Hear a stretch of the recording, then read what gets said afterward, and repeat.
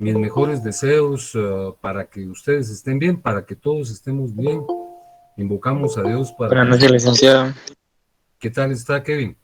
Para que proteja a nuestra comunidad, a nuestra familia, a nuestro país, al mundo entero, como dijimos el día martes, ¿verdad? Que esta situación está muy severa. Hay que pedirle a Dios su misericordia y tener mucho cuidado, ¿verdad? Pues vamos a empezar la exposición de esta noche haciendo una evocación muy breve de la temática que abordamos el pasado martes. Yo le señalé el pasado martes, aparte del horario y de mi nombre, que soy Juan Francisco Flores Juárez, servidor de ustedes, le señalé que el fundamento, el sustrato del estudio del derecho civil en la facultad es la ley, el decreto ley 106, el Código Civil, no podía ser de otra manera. Les expuse que existen 4 cursos de derecho civil sustantivo. Ustedes ya cursaron el primero, lo cursamos en el semestre pasado, personas y familia, y el sustento de esas instituciones, personas y familia, lo fue el libro primero del Código Civil. En el curso de Derecho Civil 2, este actual, el sustrato es el libro segundo y el libro tercero. El libro segundo trata de las cosas, de los bienes, de los derechos reales, y el libro tercero trata de sucesiones. De tal cuenta que, expuesto de manera muy breve y puntual, lo que vamos a estudiar son derechos reales y sucesiones. Les pedí también que tuvieran su constitución siempre a la mano y su ley del organismo judicial. Y el primer tópico que abordamos fue el relacionado con los conceptos de cosa y de bien, y establecimos la distinción que existe entre ambos. Dijimos, como ustedes recordarán, que las cosas son todos los entes que se encuentran alrededor de la humanidad. Tal el caso de un celular o de un lapicero o de nuestra computadora o un vehículo. Esas son cosas. El concepto de cosa es genérico, es muy amplio, es un universo amplísimo. Y dentro del mismo aparece el concepto de bien. Los bienes son cosas que tienen 2 características, utilidad y apropiabilidad. Cuando una cosa presenta ambas características, ya se convierte en bien o cosa jurídica. De tal cuenta que si nos preguntaran, como de seguro, yo les voy a preguntar en el examen qué diferencia hay entre el concepto de cosa y el concepto de bien, ustedes tendrían que señalarme que uno es el género y que el otro es la especie, que uno es el continente y que el otro es el contenido. Y ejemplificamos para concluir la exposición de la noche anterior, trayendo a cuenta el ejemplo del cometa. El cometa es un cuerpo celeste, dijimos, que orbita el sistema solar. Y los cometas, que están conformados por cabeza y cauda o cola, desplazan una enorme cantidad de energía que, si se pudiera utilizar, resolvería una enorme cantidad de problemas en el globo terráqueo. Pero la ciencia todavía no se ha ocupado o no ha pretendido capturarlos. Entonces los cometas son útiles, pero no son apropiables. Entonces un cometa es una cosa, porque no reúne las 2 características. Y les ejemplifiqué con la madera, con un bosque. El bosque sí es un bien, porque es útil y apropiable. Es apropiable porque nosotros podemos talar los árboles, obtenemos la anuencia, la licencia, la autorización correspondiente del Estado para talarlo y lo utilizamos para construir muebles, les dije yo, o casas, o para elaborar papel de la pulpa de algún árbol, ¿verdad? Entonces, esa es la diferencia. Los bienes son cosas que, por útiles y apropiables, posibilitan la resolución de las necesidades humanas. Allí nos quedamos. Ya les fue remitido el tópico de esta noche y ustedes lo tienen en su poder, y yo lo voy a presentar en este momento con el permiso de ustedes.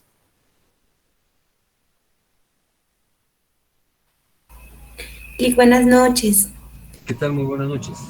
Tengo una pregunta, disculpe. Me acabo de unir, no sé si ya lo explicó o a mí no me quedó muy claro el tema de las cosas de la semana pasada. El ejemplo, creo que había como ejemplo el, un teléfono, ¿no? Sí.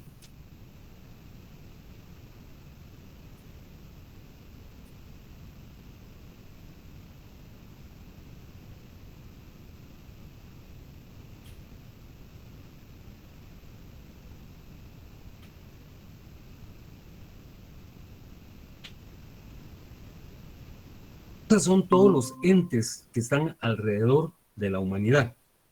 Cuando esos entes reúnen dos características que son útiles y apropiables, entonces se convierten en bienes. Un teléfono es un bien, porque es útil y apropiable.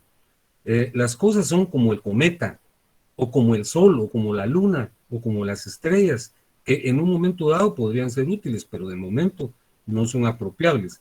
Cuando los entes reúnen esas dos características, la utilidad y la apropiabilidad, entonces se convierten en bienes. Perdone, ¿con quién tengo el gusto? Soy Celeste, y muchas gracias por resolver mi duda. No, no, Celeste. Ahora explíquemelo usted para que yo me quede tranquilo. ¿Qué diferencia hay entre cosa y bien? Ok, una cosa es algún ente que está alrededor de la humanidad, pero si este ente, este objeto, por decirlo así, Sí, reúne una característica de útil y dos apropiable, características.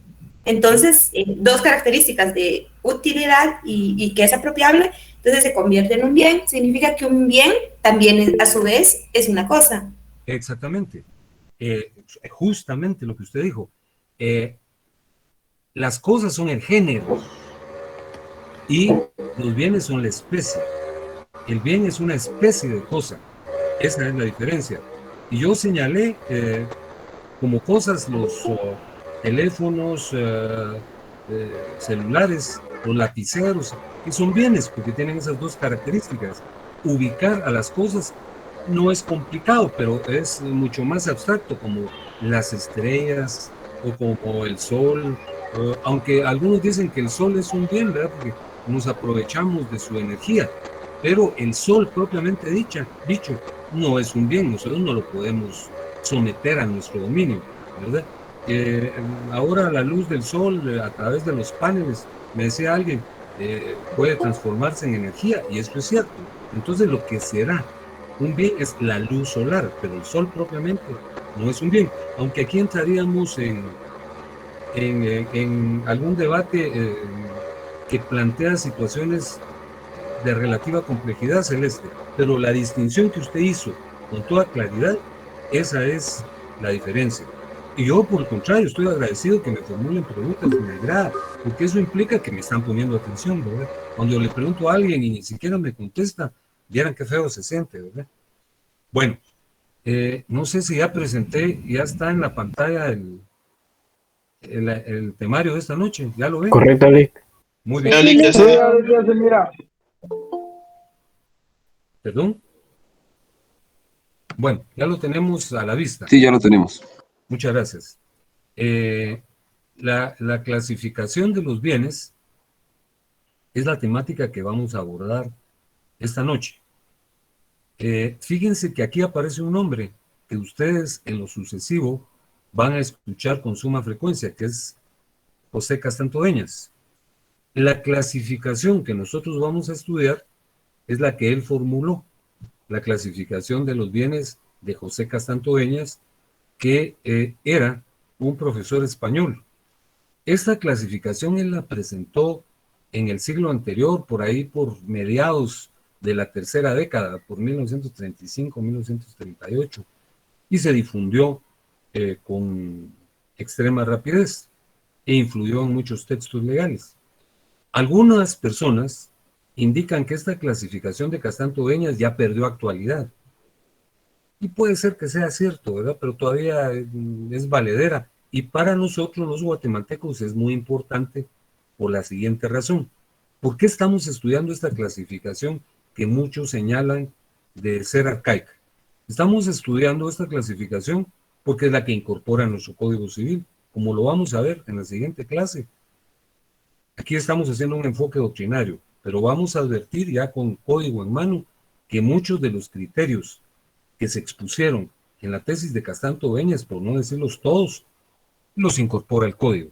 Entonces, repito, la clasificación de los bienes que vamos a estudiar es de don José Castanto Beñas.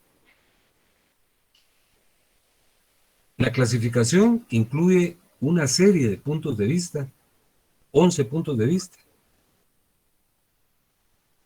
y la misma señalan muchos, les repito, que está fuera ya de época, y probablemente así sea, pero para nosotros es importante porque esos conceptos que incluye, los incluye también nuestro Código Civil. Entonces, esa es la importancia que tiene, ¿verdad? Vamos a empezar analizando el primero de los criterios de clasificación. Por su naturaleza, los bienes se dividen en bienes corporales y bienes incorporales. Creo que la diferencia es perceptible, pero expliquémosla y pongamos unos ejemplos. Los bienes corporales o corpóreos, como su nombre lo indica, son aquellos que tienen materia, que tienen cuerpo, pues, que los vemos, que los sentimos, que los apreciamos a través de nuestros sentidos. Para utilizar otra vez el ejemplo de los celulares, ¿verdad? Un celular es un bien corporal, un vehículo es un bien corporal, la computadora es un bien corporal, tiene materia, la vemos, la tactamos, la advertimos a través de nuestros sentidos. Pero hay bienes incorporales o bienes incorpóreos, que son aquellos que son abstractos, que no tienen materia, no tienen corporeidad, pero existen. Por ejemplo, una fórmula química. Digamos una fórmula química para preparar un jarabe para la tos. La llevamos a patentar, ¿verdad? Porque es una fórmula que se puede usar exclusivamente por una farmacéutica. Entonces la fórmula en sí no tiene materia. El jarabe lo tendrá, ¿verdad? Es un líquido medio dulzón, etcétera, ¿verdad? Pero la fórmula no tiene cuerpo, ¿verdad? Los derechos de autor. La propiedad intelectual es un bien abstracto. Por ejemplo, los poemas. De seguro que ustedes recuerdan un famoso poema de Pepe Batres Montúfar, que es el Yo pienso en ti, una bellísima pieza literaria. El Yo pienso en ti, tú vives en mi mente, sola, fija, sin tregua a toda hora. Pues ese es un poema que era propiedad incorporal, ¿verdad? Ustedes podrán decirme, pero no, los poemas tienen materia porque ahí estaba en una hoja de un libro. Pero si yo tomo la hoja y la destruyo y la quemo y lo hago añicos, yo no estoy destruyendo el poema, estoy destruyendo la impresión del poema. El poema es un sentimiento trasladado en ideas que se consigna por escrito o en una grabación, pero el poema en sí no tiene cuerpo, pues, ¿verdad? Entonces, esos son los bienes incorpóreos. Los bienes corpóreos tienen materia, los vemos, los sentimos, los tactamos, como el celular o como el carro, y los bienes incorporales no tienen materia, como la fórmula química o como las creaciones literarias, específicamente como este poema que hoy les traje a cuenta. Número 2, por su determinación, los bienes pueden ser genéricos y específicos.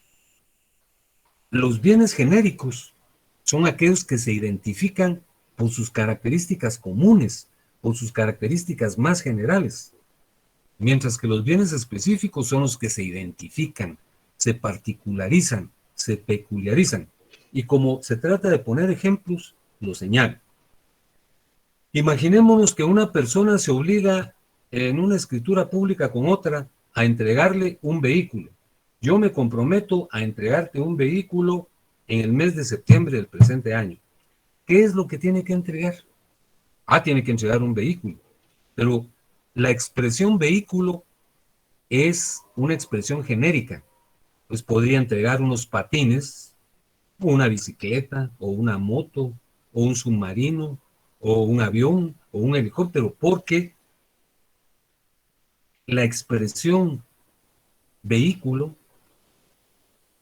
se refiere a un objeto que permite la transportación y estamos aludiendo a sus características comunes. Pero si por el contrario, yo vengo y digo, no, usted lo que me tiene que entregar es un vehículo marca Mercedes-Benz de color blanco, modelo 2021. Entonces ahí ya lo identifiqué. Ese es un bien específico. Adviertan entonces la diferencia. Cuando yo aludo a un bien, circunscribiéndome a aludir a sus circunstancias más comunes, las generales, sin precisarlo, sin identificarlo con plenitud, estoy hablando de bienes genéricos. Y los bienes específicos son los que están concretamente identificados, como lo dije hace un momento, de un vehículo Mercedes, dije, o un BM, ¿verdad? De tal color, color azul y de este año. Ese es un bien específico. Por sus posibilidades de sustitución, es el número 3. Hay bienes fungibles y bienes no fungibles.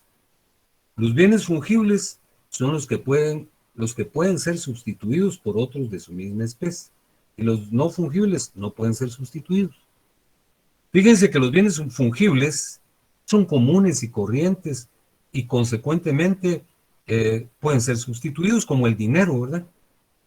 El dinero puede ser sustituido. Lo trascendente es el valor. Por ejemplo, si a mí me dan en préstamo 100 quetzales y me dan un billete, yo no tengo que devolver el mismo billete, sino podré devolver 10 billetes de a 10, 20 billetes de 5 quetzales o 100 monedas de un quetzal, ¿verdad?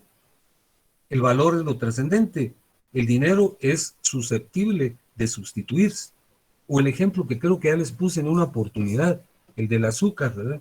Que yo voy al súper y entro y compro una mi arroba de azúcar, pero acaba de llover y me resbalo y ¡pam! La boto. Y cae entre el piso húmedo y lleno de lodo. Y por supuesto, podría recogerla, ¿verdad? Pero eso es antihigiénico.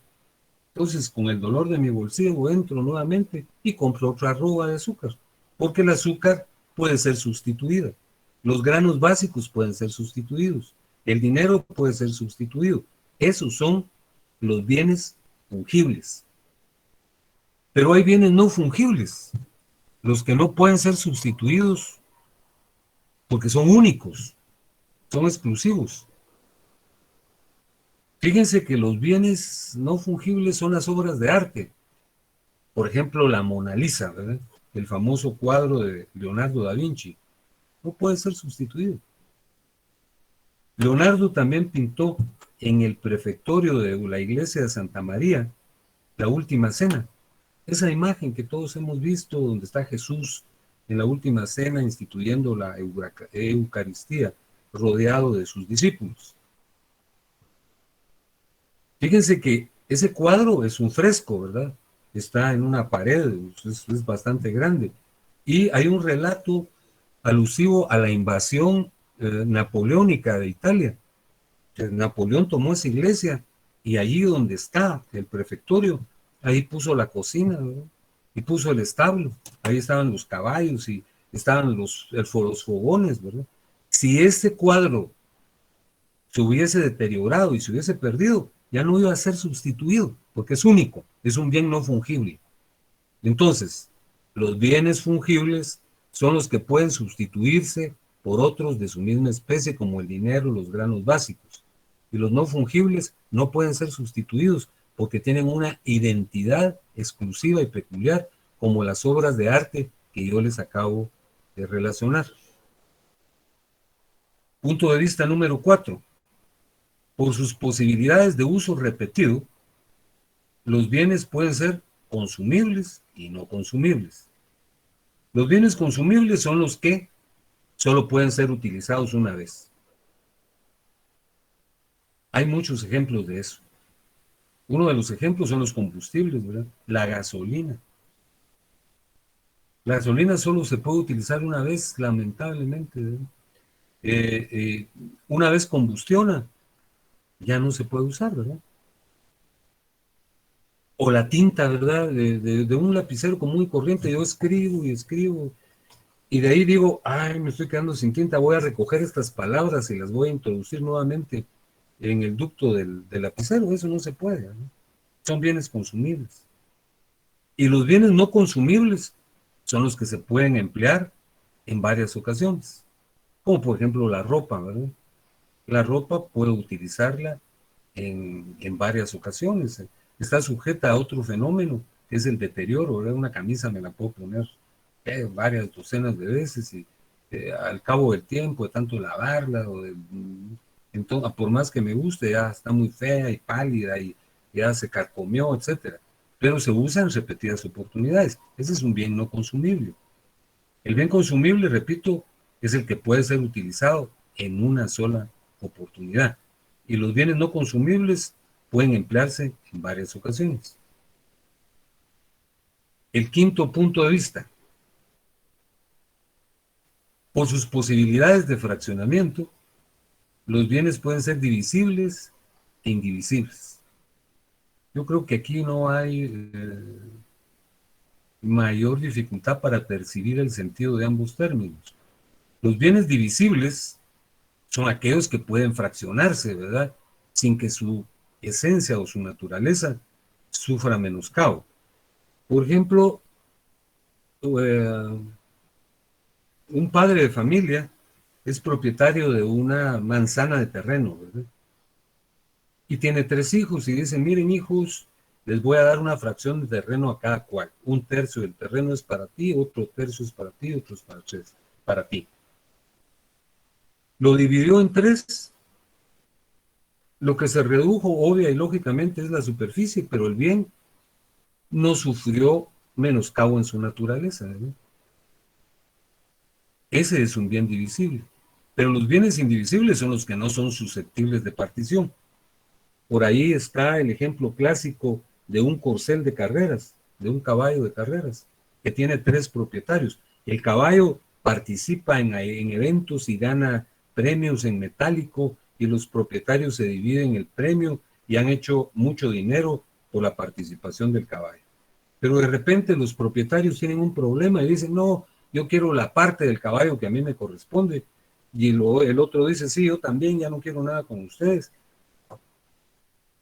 Y matan al caballo, a uno le toca la cabeza, al otro la cola, al otro las patas. Ese no era un bien divisible, ¿verdad? Porque al fraccionarlo, al degollarlo, acabaron con el bien, ¿verdad? Ya no va a participar en ningún evento. Entonces los divisibles son los que pueden dividirse, como el papá que dividió el terreno, el inmueble dividido, ese es un bien divisible. Y los bienes indivisibles, como el corcel de carreras, son los que no son susceptibles de partición. Criterio número 6. Por su existencia en el tiempo, los bienes pueden ser presentes y pueden ser futuros. Fíjense que en el derecho, los bienes presentes son los que tienen actualidad y sobre ellos se puede constituir una relación jurídica. Pero hay bienes futuros que son los que van a existir en el porvenir, que posibilitan que se constituya sobre ellos una relación jurídica. Yo puedo ir a un banco y decirles, mire, denme un préstamo. ¿Y cuál es la garantía? Pues mi casa. ¿Y dónde está su casa? En tal dirección. Ese es un bien presente. Pero también puedo ir a solicitar un préstamo. Les digo, miren, fíjense que yo no tengo dinero, pero tengo un terreno y ahí hay un río que nos brinda la posibilidad de que tengamos sistemas de riego y quiero sembrar piña. Y necesito que ustedes me hagan un préstamo. ¿Y con qué nos garantiza usted el pago del préstamo? Nos dicen el banco. Pues con la piña que voy a cultivar y que voy a cosechar en tal mes. Entonces me dan el préstamo porque la garantía al banco le pareció suficiente. Ese es un bien futuro. Todavía no existe, pero potencialmente va a existir porque me están dando el dinero y me van a dar asesoría y van a supervisar que yo en efecto realice el cultivo como corresponde, ¿verdad? Entonces, por su existencia en el tiempo, hay bienes presentes que son los que existen en la actualidad y bienes futuros, los que no existen actualmente, pero se espera que existan en el porvenir. Esta que viene es una clasificación sumamente importante. Fíjense que por su existencia en el espacio y sus posibilidades de desplazamiento, los bienes pueden ser muebles e inmuebles. Esta es una denominación que se utiliza con suma frecuencia. ¿Cuáles son los muebles y cuáles son los inmuebles? Los bienes muebles son aquellos que pueden trasladarse de un lugar a otro sin que su naturaleza se afecte. Por ejemplo, para utilizar otra vez el caso del celular. El celular yo me lo puedo llevar a mi trabajo y regreso del trabajo a la casa o voy al súper con mi celular, ¿verdad? Y el celular, bueno, de repente se corre el riesgo de que se lo roben a uno, pero el celular, por estarlo trasladando, no sufre ningún menoscabo, ¿verdad? No se afecta. O la computadora, o mi maletín, o en la casa misma, ¿verdad? Este mueble no está bien aquí, lo voy a pasar a otro lugar, ¿verdad? Entonces los bienes muebles son los que pueden trasladarse de un lugar a otro sin que su naturaleza se afecte. Por ejemplo, los semovientes son bienes muebles, ¿verdad? Yo puedo trasladar una vaca, un caballo, un cordero de un lugar a otro sin que sufra ninguna afectación su naturaleza. Pero los bienes inmuebles son aquellos que no pueden trasladarse de un lugar a otro porque su naturaleza sí sufre menoscabo, ¿verdad? Los bienes inmuebles no pueden trasladarse. Por ejemplo, una persona tiene un terreno en Misco, pero ya está cansado de ese tráfico de la Roosevelt, que qué difícil es llegar a la zona 1 o a la zona 9 o a la zona 10.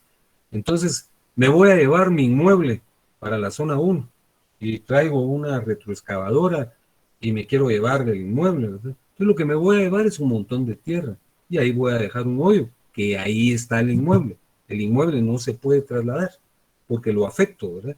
Lo que me llevaré, repito, es un montón de tierra. Entonces, la diferencia entre muebles e inmuebles radica en lo que yo les acabo de señalar. Los muebles sí pueden trasladarse de un lugar a otro, sin que su naturaleza sufra menoscabo. Los inmuebles no. Los inmuebles no pueden trasladarse de un lugar a otro porque su naturaleza se afecta severamente. Y fíjense que hay una subdivisión de los bienes inmuebles, que les pido que presten mucha atención a ella, porque hay uno que otro concepto que puede generar confusión. Los dos primeros no. Los inmuebles, les acabo de decir, son los que no pueden trasladarse de un lugar a otro porque su naturaleza sufre menoscabo. Y los inmuebles pueden ser de 4 clases. Pueden ser inmuebles por naturaleza, inmuebles por incorporación, inmuebles por destino e inmuebles por analogía. Los inmuebles por naturaleza, o sea, los meros inmuebles, los inmuebles propiamente dichos, son el suelo y el subsuelo. Esos son los inmuebles por naturaleza, los inmuebles por excelencia, los meros inmuebles, ¿verdad? Pero también hay inmuebles por incorporación. Por ejemplo, los edificios, las casas, son inmuebles por incorporación porque están incorporados al suelo. Ahí están los cimientos, están pegados, están adheridos. Adviertan ustedes la diferencia. El inmueble por naturaleza es únicamente el suelo y el subsuelo. Y el inmueble por incorporación son las construcciones que se hacen en el suelo y que abarcan también el subsuelo. Ojo con esto que les voy a explicar seguidamente. ¿Cuáles son los inmuebles por destino? Por favor, préstenme atención. Fíjense que la definición de los inmuebles por destino es un galimatías, ¿verdad? A veces parece un trabalenguas, ¿verdad? Porque los inmuebles por destino son muebles que por estar destinados al servicio de un inmueble se consideran inmuebles también. Repito, el concepto de inmuebles por destino es el siguiente. Los inmuebles por destino son muebles, pero por estar al servicio de un inmueble se consideran inmuebles. Es mejor poner un ejemplo para captar la esencia de esto. Yo tengo un tractor, tengo una desgranadora y tengo un arado que están en una finca de mi propiedad. El tractor, el arado, dije, y la desgranadora son bienes muebles, que son aparatos que me los puedo llevar de un lugar a otro. Pero como están al servicio de una finca, están destinados a servir en una finca. Entonces se consideran inmuebles por destino. O los semovientes. Pues yo tengo un hato vacuno, un montón de vacas lecheras, porque me dedico a la producción de leche. Entonces las vacas son esencialmente muebles, porque me las puedo llevar de un lugar a otro. Pero como están al servicio de la finca, se consideran parte de la misma, se consideran inmuebles por destino. Y finalmente hay otra figura que son los inmuebles por analogía, que son los derechos constituidos sobre bienes inmuebles.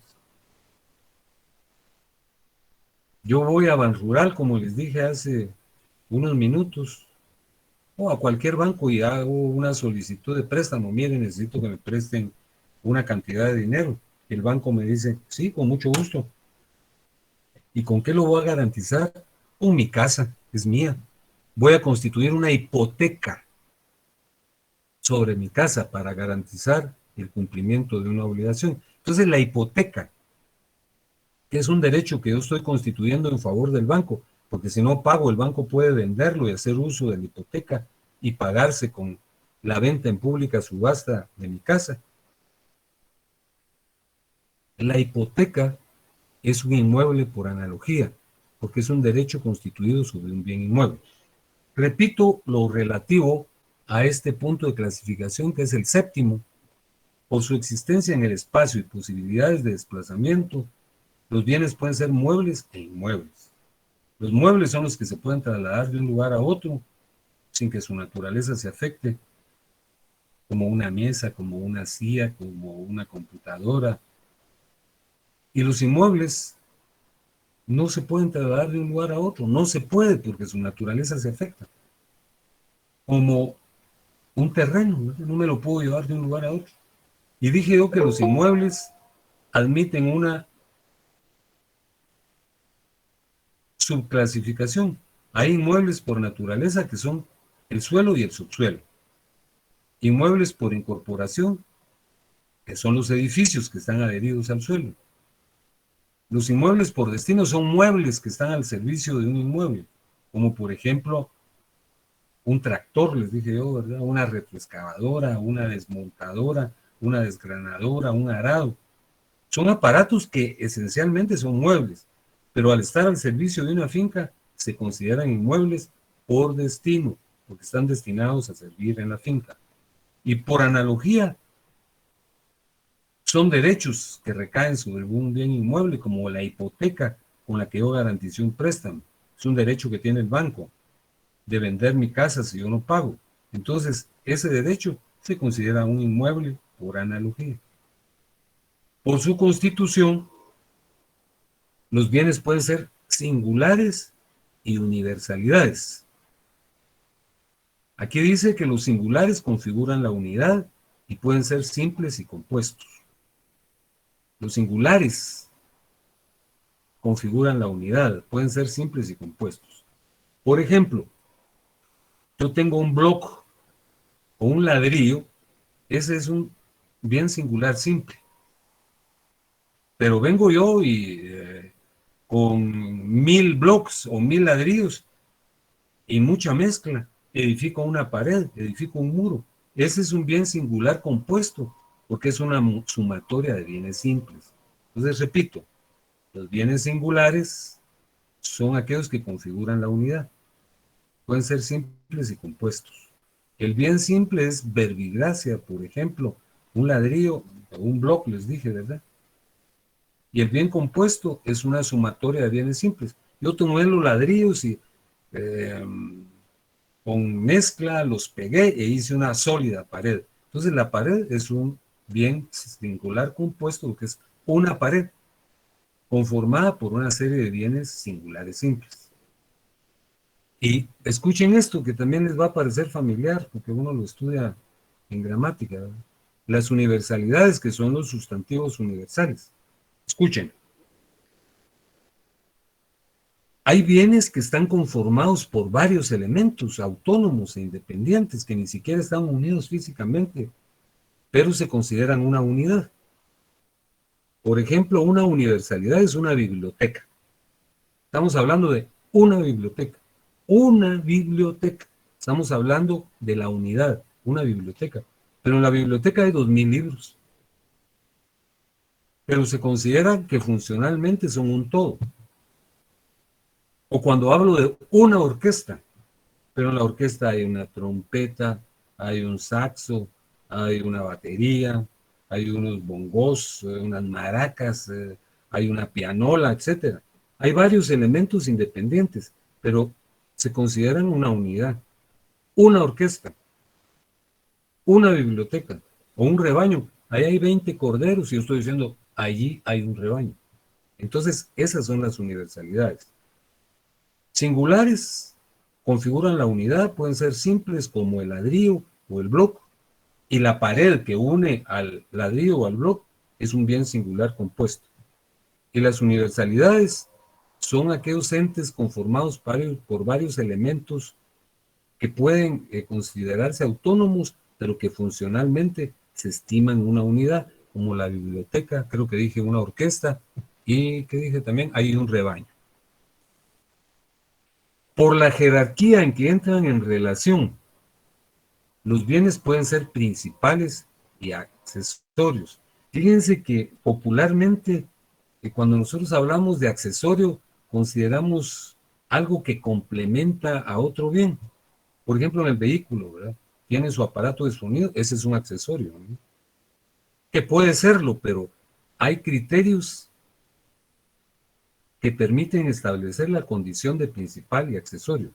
Entonces, de conformidad con este criterio, hay bienes principales y accesorios. Pero ¿cómo sabemos cuándo un bien es principal y cuándo es accesorio?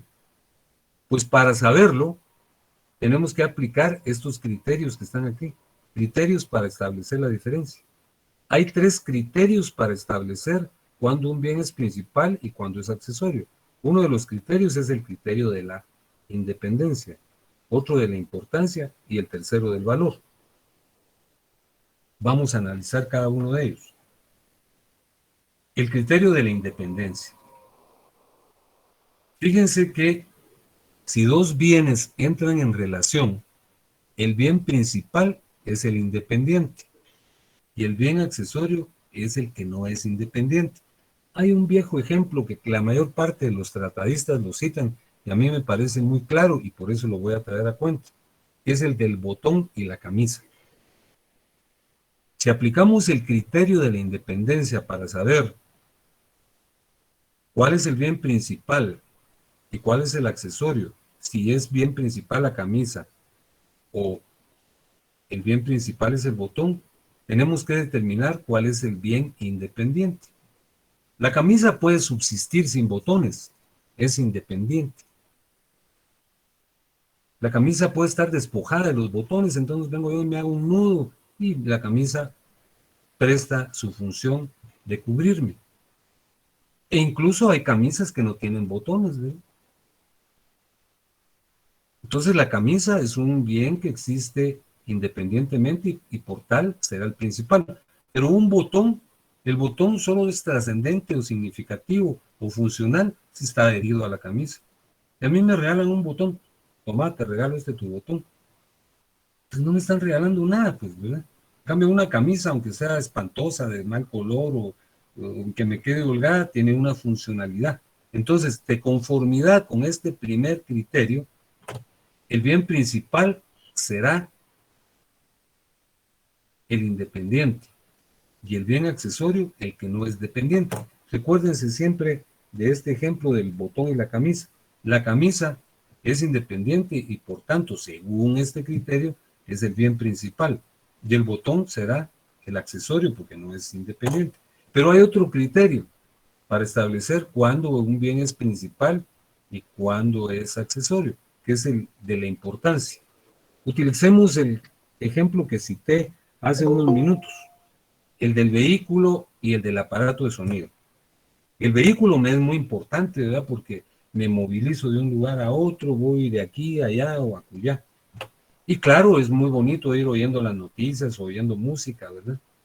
Pero si el carro no tiene aparato de sonido, pues será un poco tedioso y aburrido, pero cumple su función. Es más importante el vehículo que el aparato de sonido. Entonces el vehículo será el bien principal y el aparato de sonido será el accesorio, porque es más importante el carro que el aparato de sonido, ¿verdad? Y finalmente hay un tercer criterio para determinar cuándo un bien es principal y cuándo es accesorio, que es el valor.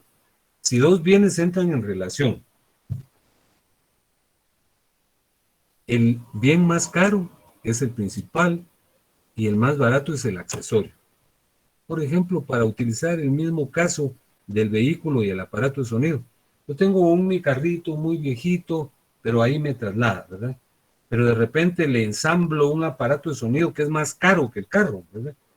Carísimo, con bocinas y de esos aparatos todos exóticos. Es más caro el aparato que el carro. Entonces, el aparato de sonido será el principal y el vehículo será el accesorio. Pero como regularmente no ocurre eso, ¿verdad? Se le pone un aparato de sonido que suene, es lo importante, ¿verdad? Más barato que el carro. Entonces, si el carro es más caro, entonces ese será el bien principal. Y el accesorio será el aparato de sonido. Entonces, les repito, por la jerarquía en que entran en relación, los bienes pueden ser principales y accesorios. Para determinar cuándo un bien es principal y cuándo es accesorio, hay tres criterios. El criterio de la independencia, el criterio de la importancia y el criterio del valor. El criterio de la independencia es que si dos bienes entran en relación, el bien independiente es el principal y el bien accesorio será el que no tiene independencia, como el botón y la camisa. La camisa, como puede subsistir independientemente, está sin botones.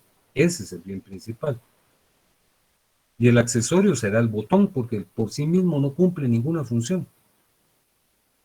La importancia es, si dos bienes entran en relación, el más importante será el bien principal y el menos importante el accesorio, como el carro y el aparato de sonido, ¿no? El carro es más importante. Consecuentemente será el bien principal y el accesorio será el aparato de sonido.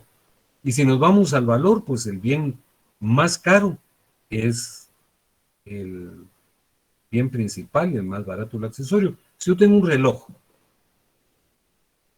el aparato propiamente dicho es un reloj baratito, ¿verdad? Que lo que yo quiero es que me dé la hora, pero tiene una pulsera con incrustaciones de rubíes, de esmeraldas, de topacios. Entonces ahí la pulsera es más cara que el reloj propiamente dicho, y ese será el bien principal, y el reloj será el bien accesorio. Pero si es al revés, ¿verdad? El reloj propiamente dicho es de esos relojes exóticos y caros que valen muchos miles, muy caro, pero tiene una su pulsera común y corriente del cuero más deleznable.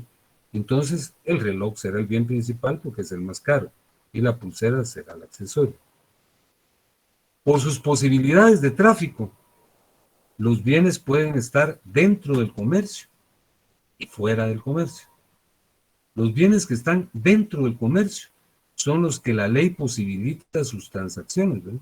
Yo voy al súper y compro cereal, compro fruta, compro pan, ¿verdad? Compro yogur. Esos son bienes que están dentro del comercio porque no está prohibido que los compre. Pero si yo voy al súper y quiero comprar una droga, digo, mire, aquí expenden tal sustancia. Entonces hasta se dan por ofendidos. ¿Qué cree usted? Eso está prohibido por la ley. Esos son los bienes que están fuera del comercio. Entonces, alguien me decía, pero están fuera del comercio, pero los venden en tal parte. Probablemente así sea. Pero la ley prohíbe su comercio, pues. No podemos venderlos en una tienda y que vaya cualquier persona a comprarlos, sino que está fuera de la ley. Es un delito, ¿verdad? La narcoactividad es un delito.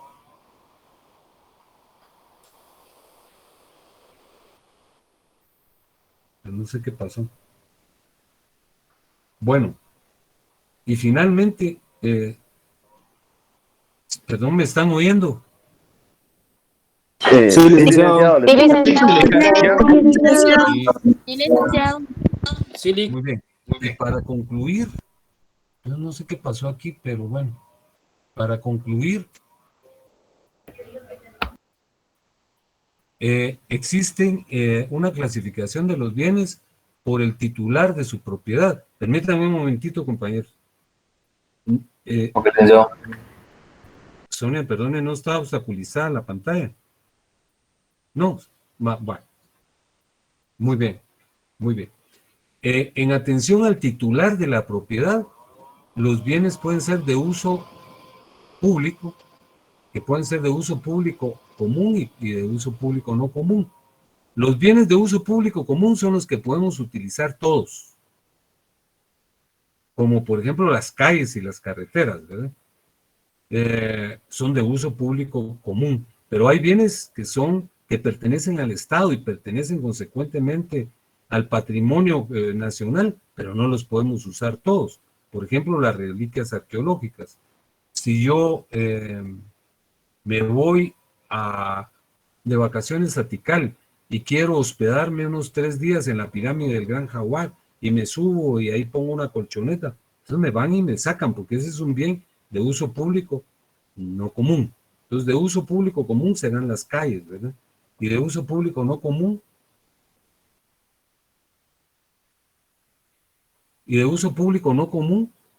son las reliquias arqueológicas.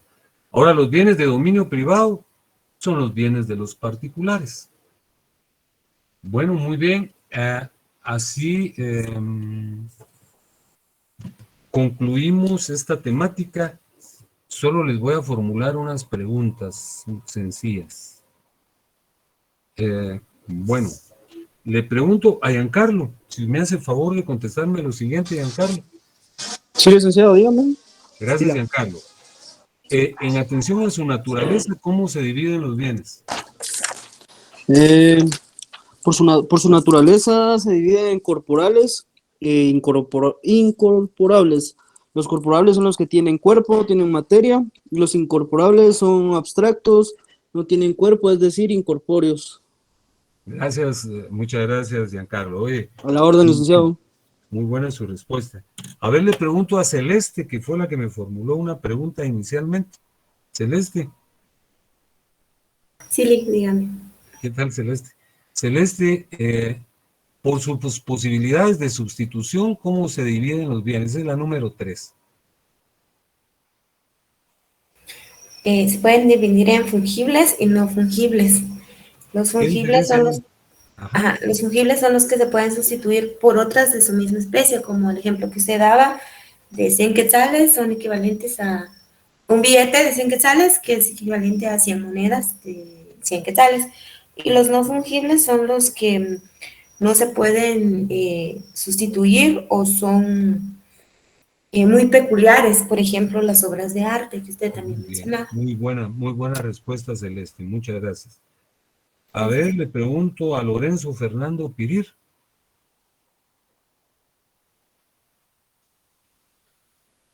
Lorenzo. Bueno. Pregúnteme a Milik. ¿Con quién tengo el gusto? Suseli. Muchas gracias, Suseli. Mire qué fina. Suseli, y por sus posibilidades de uso repetido, ¿cómo se dividen los bienes? En consumibles y no consumibles. Los consumibles dijo que pueden ser utilizados una vez y los no consumibles son los que pueden emplearse en varias ocasiones. Muy bien, Suseli, y otra pregunta. ¿Qué diferencia existe entre los bienes muebles y los bienes inmuebles? Los bienes muebles son los que se pueden trasladar de un lugar a otro y los bienes inmuebles son los que no pueden trasladarse. Los inmuebles se dividen por su naturaleza, que son como el suelo y el subsuelo, por incorporación los edificios y las casas, ya que están incorporados en el suelo y en el subsuelo, por su destino, son los semovientes, como por ejemplo el servicio de una finca, como el ejemplo que dio de un tractor que se da para la finca, es un mueble, pero por estar al servicio de un bien inmueble se convierte también en inmueble. Y por analogía, que son los derechos constituidos sobre los bienes inmuebles. Miren qué tranquilidad me ha dado oír esa respuesta. Muchísimas gracias, Celeste. Ok, no, Suseli. Muchas gracias. Suseli. Estoy cambiando de nombre.